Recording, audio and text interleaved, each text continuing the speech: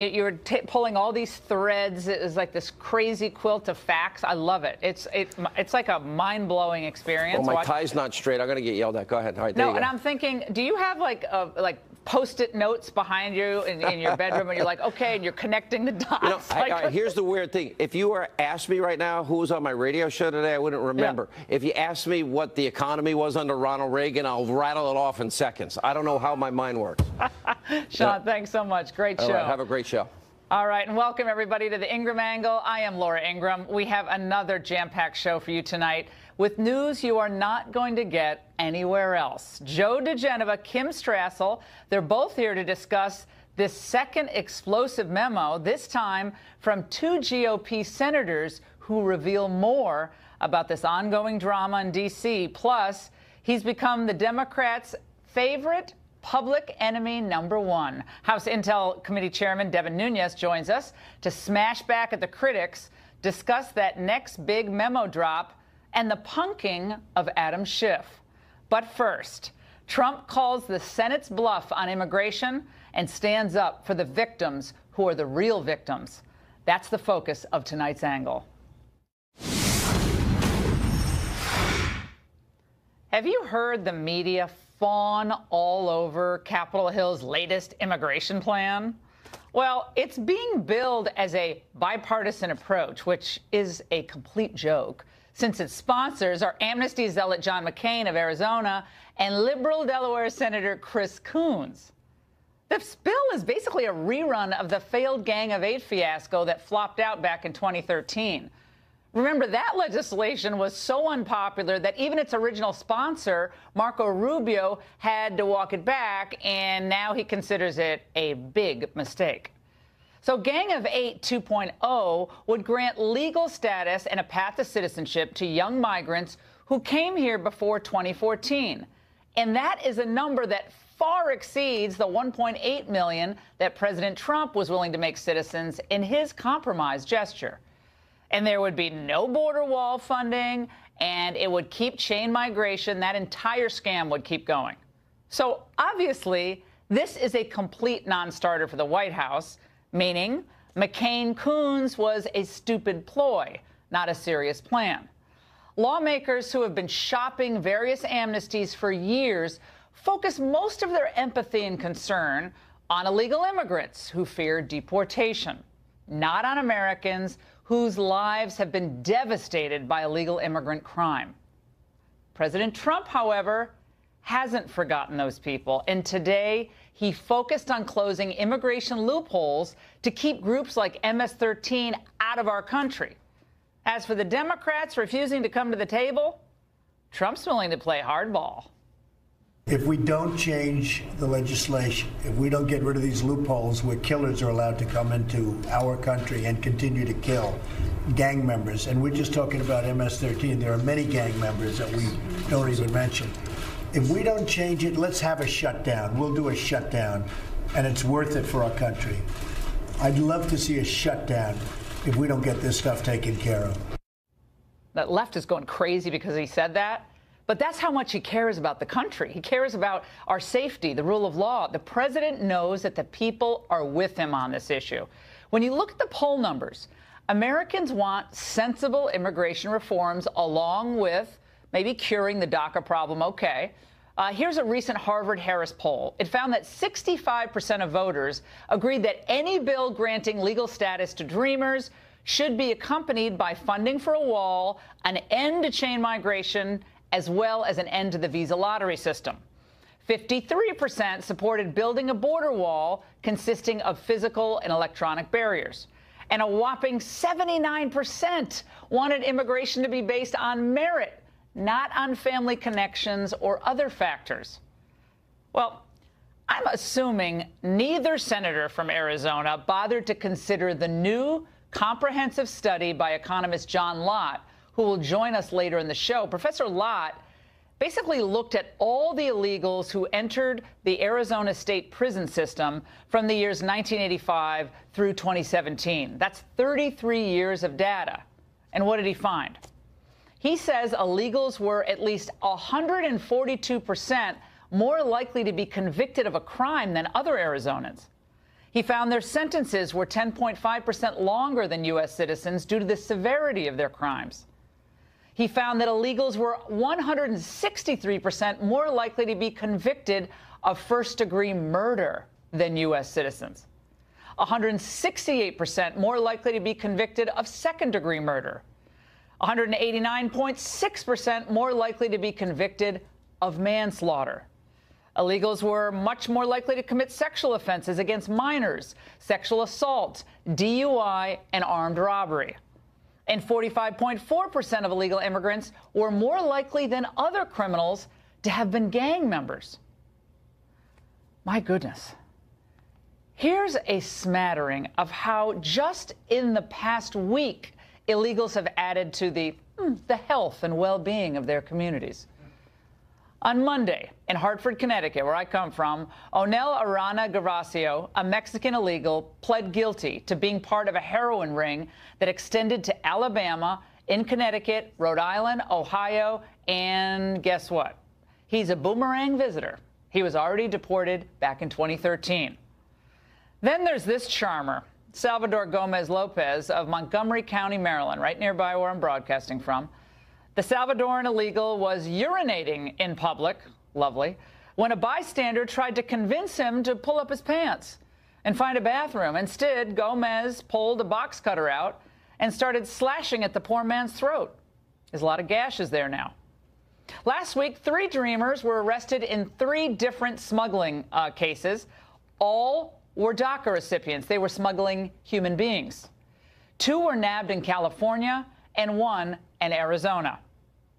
And this is a heartbreaker. 5 days ago in Rio Vista, Texas, a young mother of 2, Jennifer Smith, on her way to pick up her kids at school, was killed in a horrific car crash by illegal immigrant Candido Martinez Ramirez, 32 years old. He was drunk. And this past Sunday, many of you have heard, Indiana Colts linebacker Edwin Jackson and his Uber driver were killed by an illegal, intoxicated alien. 37-year-old Manuel Orrego Salvala, the DOJ announcing in just the last hour that they will bring federal charges against the Guatemalan, proving once again that Jeff Sessions, his attorney general, and his DOJ are moving quickly to right the wrongs of the past when it comes to illegal crime going unpunished. No more. Sessions is right. This has to stop. Look at these cases. It's just a few. It's just the last week. We could do a whole show on this. When you really start to think about it, it's total insanity. We have enough problems in our country with drugs, the opioid epidemic, alcohol, criminal activity. We sure do not need any more. And yes, of course, all illegal immigrants are not criminals, but frankly, that's not the point.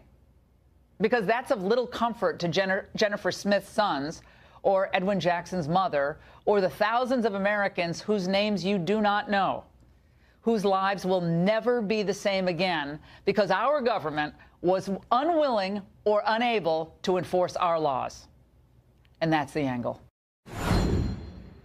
We have with us tonight someone who has suffered terribly because of illegal immigrant crime. Sergeant Brandon Mendoza was a 13-year veteran of the Mesa Police Department in Arizona. On May 12, 2014, he was hit head-on and killed by a drunk driver heading the wrong way on a freeway. The driver had been in the country illegally for more than 20 years. Sergeant Mendoza's mother, Marianne, joins us now in the studio. It is great to see you. Thank you for being here. We've talked a couple of times over the years because of your testimony about your son and what he represents, his story, the kind of man he was. And I'm so impressed with your poise and your dedication to continuing his memory and maybe help us learn something here. You heard what I said in the monologue. What is your reaction? I'm very disappointed in the senators, that represent Arizona to begin with. They've had this type of information readily available, and they choose to ignore it, and they choose to act like Arizona does not have a problem, and we have a huge problem. And I thank you so much for bringing attention to so many of the deaths that have happened in the last couple weeks. This happens so much. More people are killed yearly by illegal aliens in the United States than were killed on 9/11. And this is what people don't understand. It's a slow, methodical, continual thing all year long. And when you think about the critics of President Trump for bringing this issue to light, they say, well, you're painting with a broad brush. Not all illegal immigrants commit these types of crime. They're people just coming here to have a better life. What do you say? That's true. But, you know, a lot of these people who killed our children came here for a better life, and something happened. And the politicians in Washington right now, they're the very ones who are giving this monster a voice and letting these illegals think that they have a right to demand what they're demanding from our politicians. They have no place in American politics. None. And does it elicit a strong reaction from you? I imagine it does, when you see the American media so heavily invested in covering the stories of illegal immigrants who fear deportation. I mean, almost every day. I mean, on radio, we call them immigration sob stories. Yet your story, the stories of so many other mothers and fathers, brothers and sisters like you, without President Trump and maybe talk radio, maybe Fox, I don't know where they get a voice. We don't, and that's the unfortunate thing, because the liberal media and most publications in the United States only publish those type of stories. It tries to evoke, you know, sympathy to fit their agenda. Do you not deserve sympathy? Absolutely, 100%. I'm more angry now than wanting sympathy, because I feel for my fellow Americans who are in the future going to be affected by illegal alien crime. And that's what each and every one of us at AVAX stand up for. That's why we're fighting the fight we fight. We don't want this to happen to another family. And you know, I put a message out to the politicians, Nancy Pelosi, Chuck Schumer.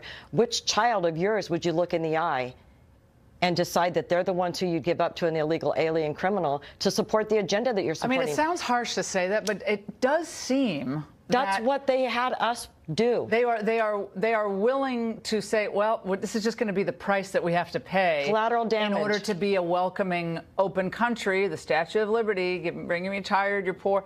I mean, it's almost like that's where we are, because they turn their head away from your story. Right. And so many others like you. And Arizona, this is what drives me crazy. John McCain, God bless him, I know he's suffering with cancer and it's a horrible thing. But John McCain is coming back for another bite at the apple, pushing this huge amnesty, no border wall. Right. No end to chain migration. I don't think real change of visa lottery that it's significant. Jeff Flake, who's very unpopular in your state, he's retiring because he's so unpopular.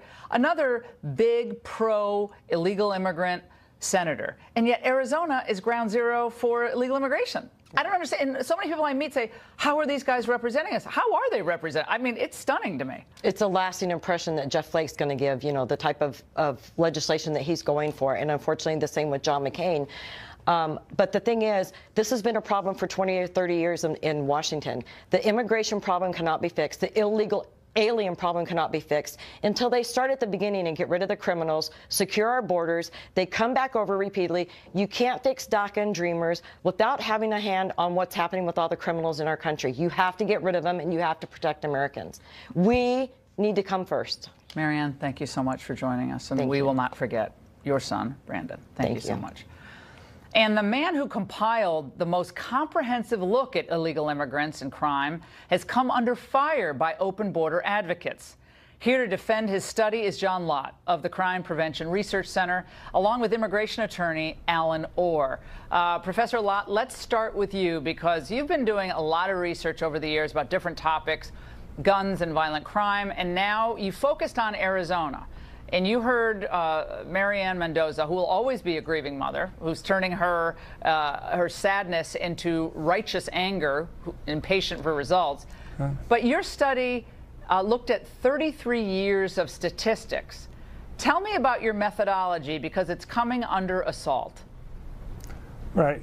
Well, there have been a lot of studies that have been done on illegal immigrants and crime. The problem has been the data with those have relied either on survey data, which is pretty problematic if you're going to be asking somebody whether they're here illegally and whether they have a past criminal history, or they've mixed together pretty much completely both legal and illegal immigrants. And I believe the data for Arizona shows that illegal immigrants are much more likely to commit crime, but legal immigrants tend to be very law-abiding. And if you mix the two together, you're going to miss a lot of that difference. The nice thing about Arizona's data is that they've done by far the best job that I've seen in terms of separating out those different groups. And what I have to say this, Professor, is that, as you mentioned, that they're much more likely to commit crime. I find they to make be outrageous. About 12% of the state prison population, where illegal immigrants make about 4.8% of the state population. That's particularly imbalanced when you look at young criminals, those under 35. Illegal immigrants make about 8% of the prison population, but only 2% of the state population. All right, let's go to Alan. Alan, you have concerns about this study. We'll put up the graphic in a moment. But you find it to be... I can't hear anything, guys. I lost the signal here. Well, I think we might be having an issue with this. But let's put up the full graphic of what we learned from John Lott's study, because I think the Fox viewers need to see this. Here it is. 142% more likely to be convicted of a crime, illegal immigrants in Arizona. They tend to commit more serious crimes. They serve 10.5% longer sentences, more likely to be classified as dangerous, 45% more likely to be gang members than U.S. citizens. Marianne, we're going to try to get our sound back on our guests, but I don't find this surprising at all. And John Lott's getting hammered out there because he looked at the data and he came up with a way of analyzing it to try to separate out green card holders who are legally here and illegal immigrants. And my question, and you must have some thoughts on this, how is this not already readily available? Why do we need a professor of economics to have to go into the database for 33 years in Arizona? Why don't we know these facts? Well, it's like they're being purposely kept from the American people. This drives me crazy. I'm always trying to find out the status of these people committing crimes. Like, oh, we can't report that. What? We have somebody in Oregon who is able to get us those kind of statistics, too. And this was the first report from any other state than Oregon that was able to do this. And we thank them. Yeah, it's about time. I think we have Professor Lott and Alan back with us.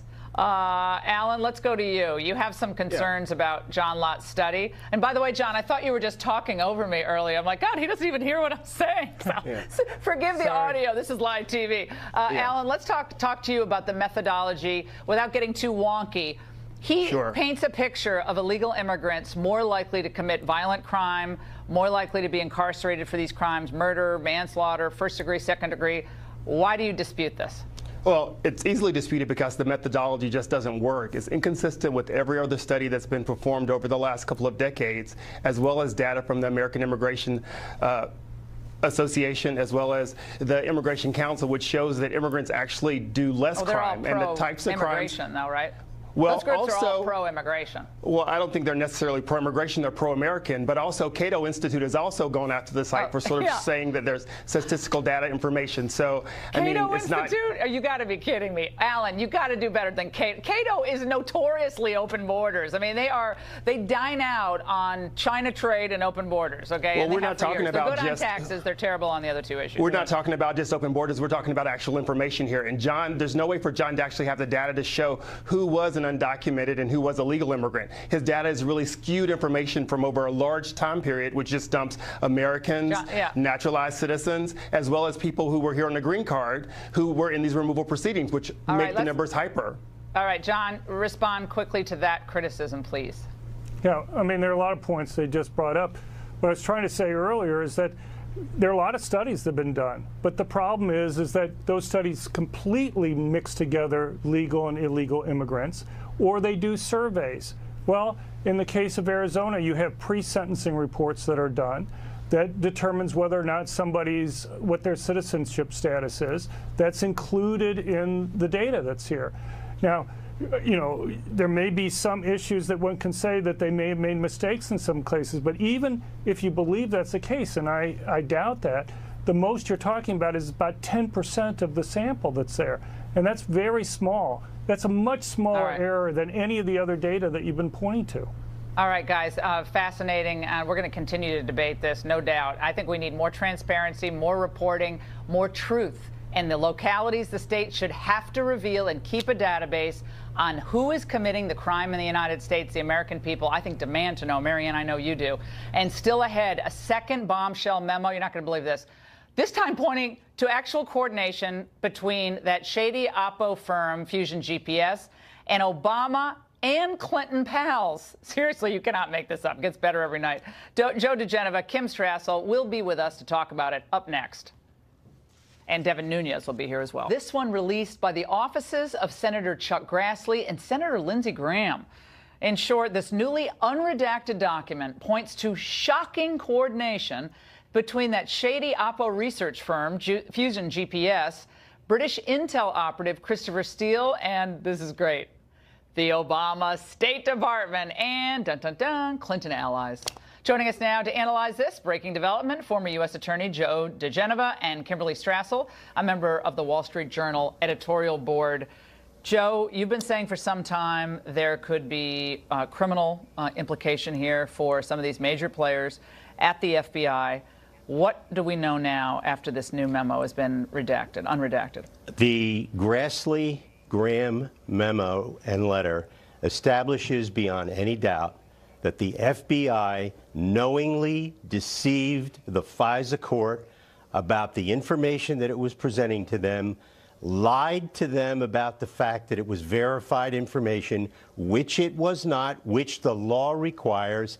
And now we know that additional Clinton allies, including Sidney Blumenthal, were involved in the transmission of false information, unverified information, to the FBI through State Department officials. Somebody's going to have to go to prison. Kimberly Strassel, we've been led to believe that any omission in the application for the FISA warrant was inadvertent or it was minor. There was a footnote referencing political influence.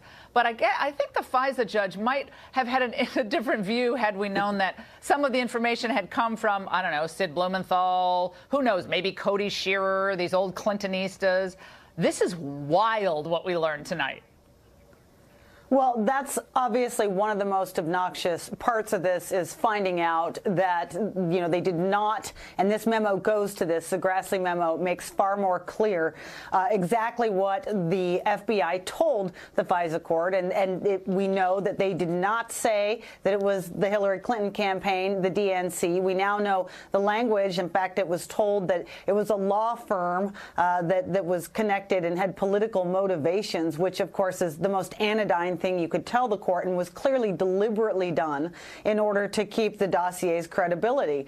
But I think the other part is what the FBI told the court, which turns out not to be true, which is they submit the dossier and this Yahoo News article as the basis of their investigation, and they say that one corroborates the other, and then they specifically tell the court that they do not believe Michael Steele is behind that Yahoo article. Well, we knew he was, and you have to assume that if they knew anything about what they were doing, had even the slightest investigative chops, they would know he did it as well, too. So that's a question that needs to be asked of the FBI.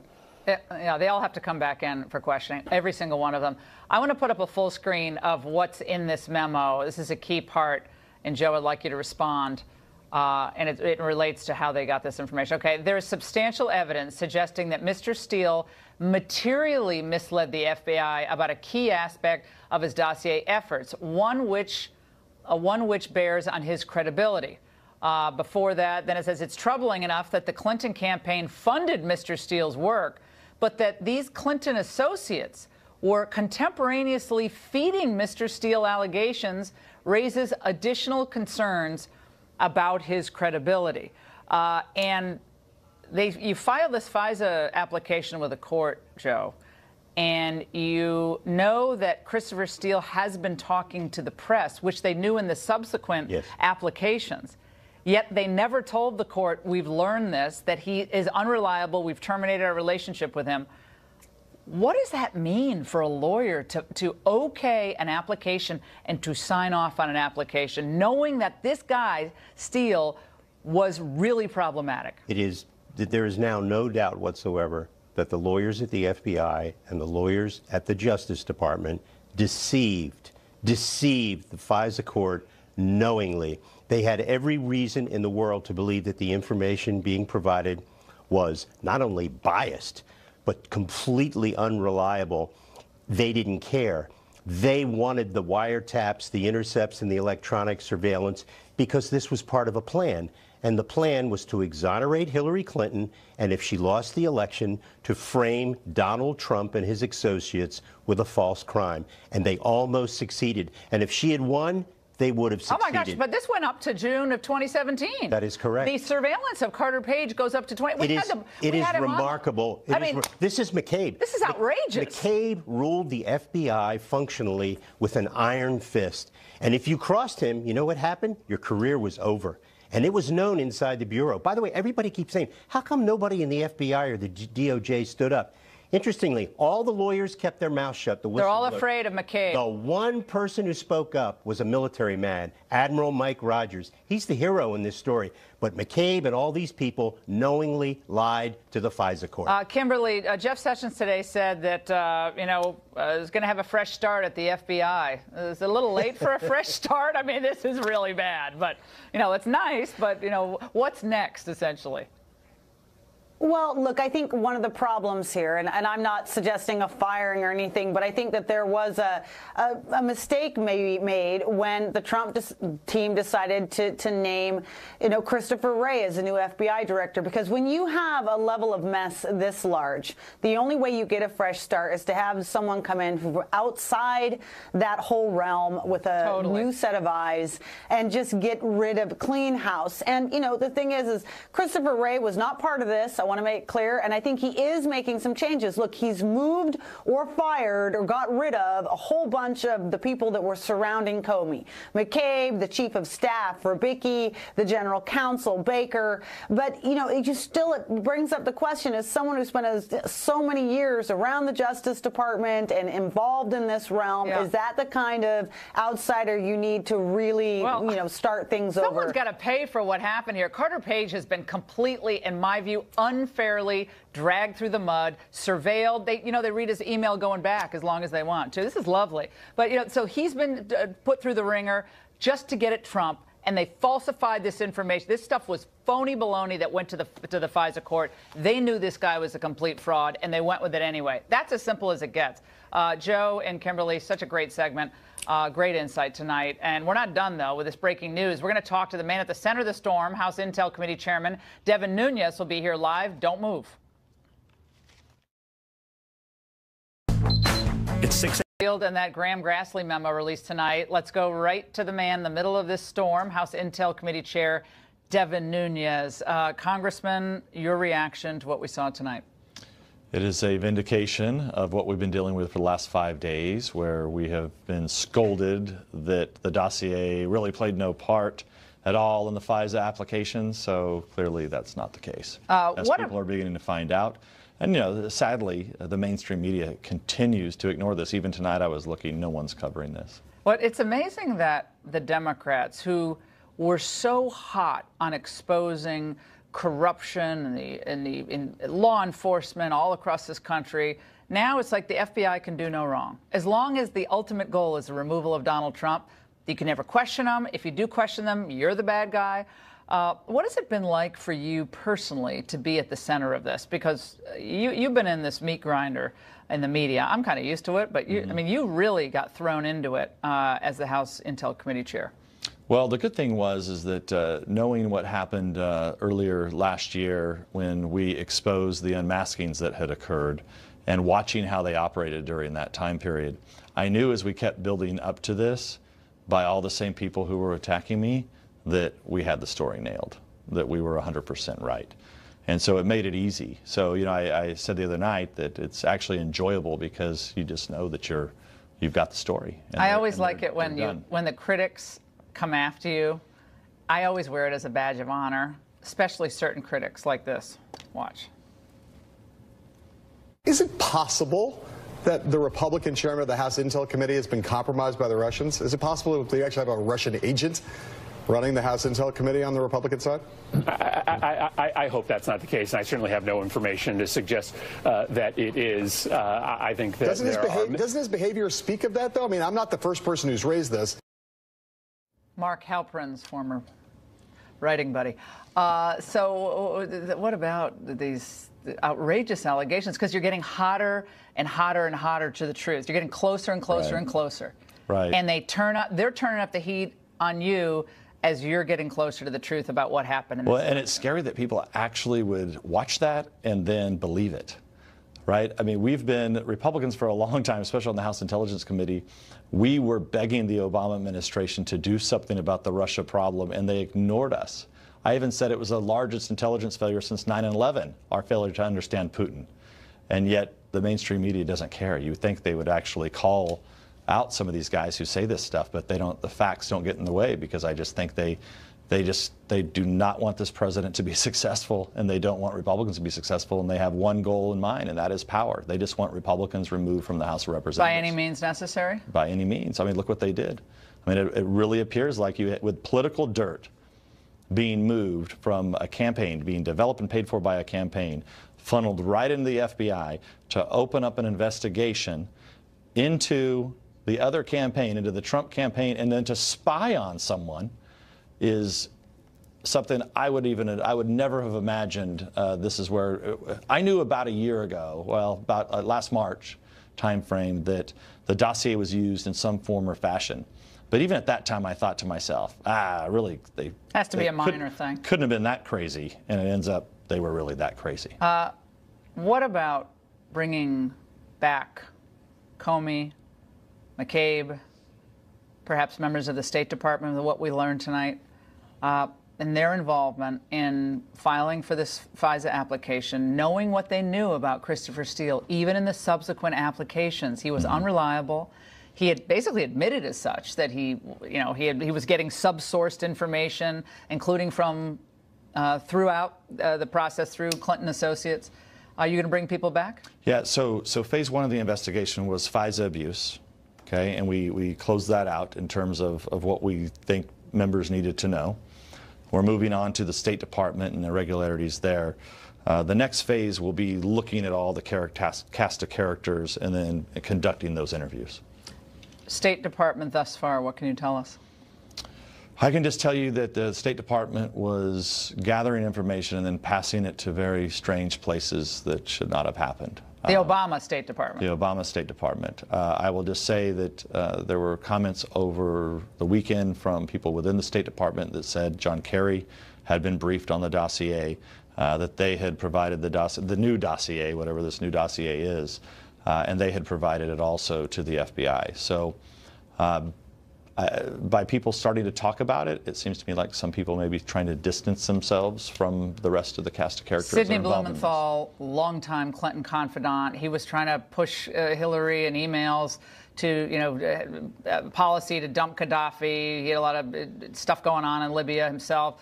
Cody Shearer, who is a longtime Clinton, hack, who goes way back to the mid-'90s when I was, covering all this stuff back then.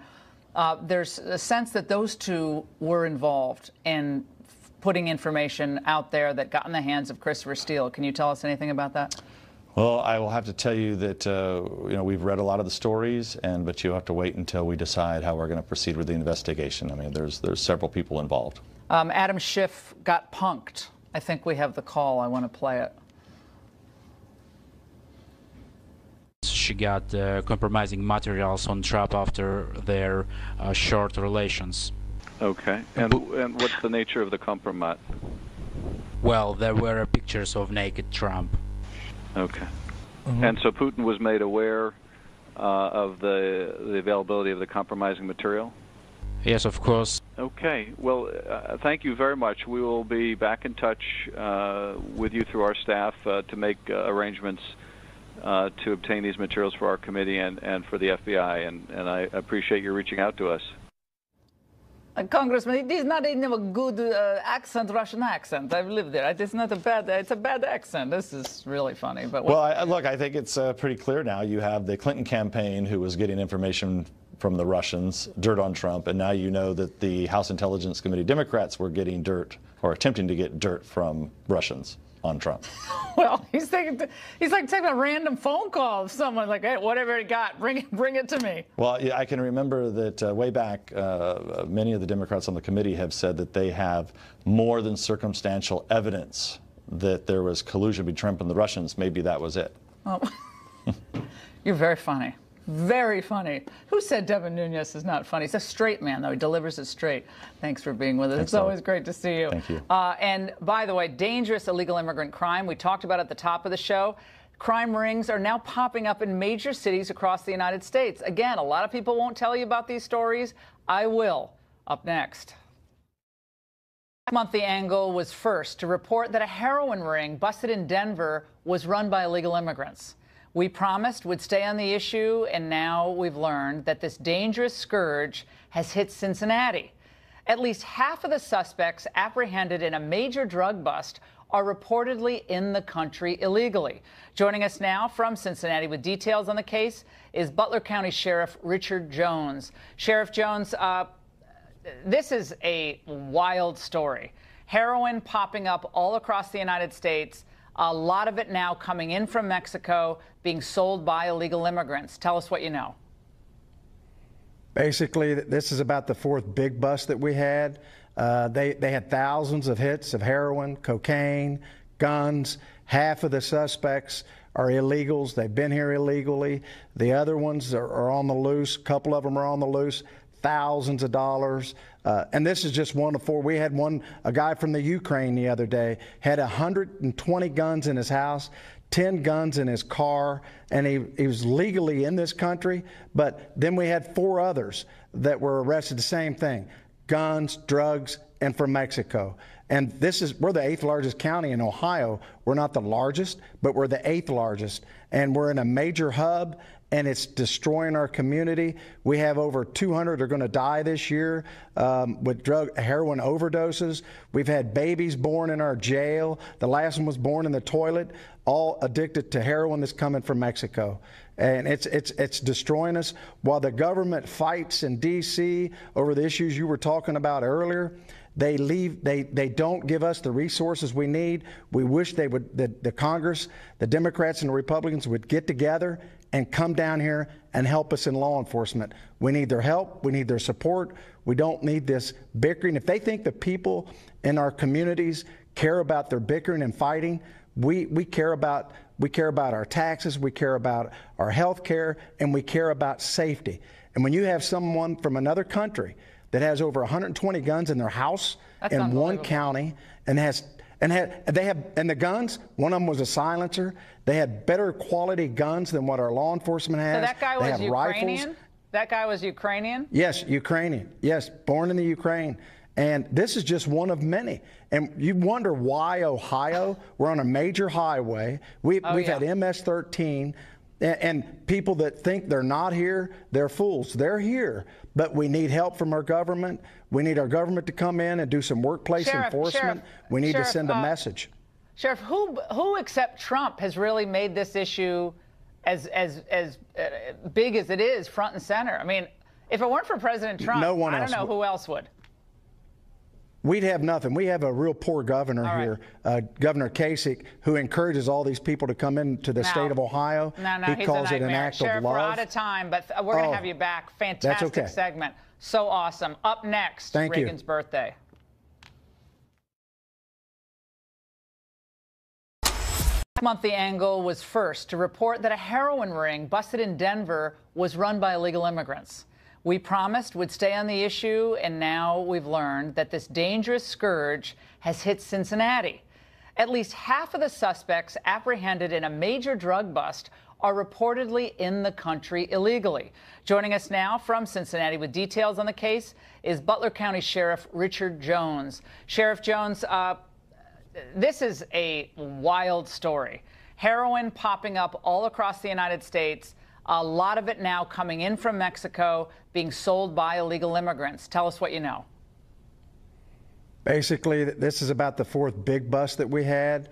They had thousands of hits of heroin, cocaine, guns. Half of the suspects are illegals. They've been here illegally. The other ones are on the loose. A couple of them are on the loose. Thousands of dollars. And this is just one of 4. We had a guy from the Ukraine the other day, had 120 guns in his house, 10 guns in his car, and he was legally in this country. But then we had 4 others that were arrested, the same thing, guns, drugs, and from Mexico. And we're the 8th largest county in Ohio. We're not the largest, but we're the 8th largest. And we're in a major hub, and it's destroying our community. We have over 200 are going to die this year with heroin overdoses. We've had babies born in our jail. The last one was born in the toilet, all addicted to heroin that's coming from Mexico. And it's destroying us. While the government fights in D.C. over the issues you were talking about earlier, they don't give us the resources we need. We wish they would, the Congress, the Democrats and the Republicans would get together and come down here and help us in law enforcement. We need their help. We need their support. We don't need this bickering. If they think the people in our communities care about their bickering and fighting, we care about our taxes, we care about our health care, and we care about safety. And when you have someone from another country that has over 120 guns in their house in one county and the guns, one of them was a silencer. They had better quality guns than what our law enforcement has. So that guy was Ukrainian? Rifles. That guy was Ukrainian? Yes, Ukrainian. Yes, born in the Ukraine. And this is just one of many. And you wonder why Ohio, we're on a major highway. We've had MS-13. And people that think they're not here, they're fools. They're here. But we need help from our government. We need our government to come in and do some workplace enforcement. We need to send a message. Sheriff, who except Trump has really made this issue as big as it is front and center? I mean, if it weren't for President Trump, no one else I don't know who else would. We'd have nothing. We have a real poor governor here, Governor Kasich. Fantastic That's okay. segment. So awesome. Up next, Thank you. Reagan's birthday.